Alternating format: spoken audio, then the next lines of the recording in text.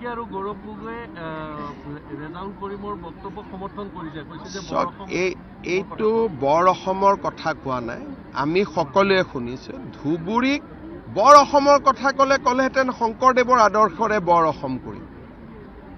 ক'ৰবাত বৰ অসম ধুবুৰী শিৱসাগৰক ধুবুৰী কৰি বৰ অসম হয় নেকি? মাথা বেয়া হৈছে নেকি তেওঁলোকৰ? কোনোবাই যদি কয় বৰ অসম নিৰ্মাণ কৰিম, তেওঁ কি ক'ব? মহাপুৰুষ শ্ৰীমন্ত শংকৰদেৱৰ আদৰ্শৰে আমি বৰ অসম নিৰ্মাণ কৰিম। এনেকে ক'ব নেকি যে শিৱসাগৰখনক আমি ধুবুৰী বনাম? তেওঁলোকৰ দেউতাক মাকৰ সম্পত্তি নেকি?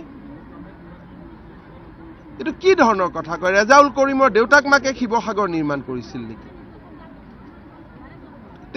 ৰেজাউল কৰিমৰ দেউতাক মাক আহিছে ময়মনসিং জিলাৰ পৰা বা ৰংপুৰ জিলাৰ পৰা, বাংলাদেশৰ পৰা। এতিয়া তেওঁলোকে কৈছে যে আমি শিৱসাগৰ বৰ অসম কৰিম। বৰ অসম কৰাৰ কাৰণে শিৱসাগৰত মানুহ নাই। ৰেজাউল কৰিমক দৰকাৰ আছে।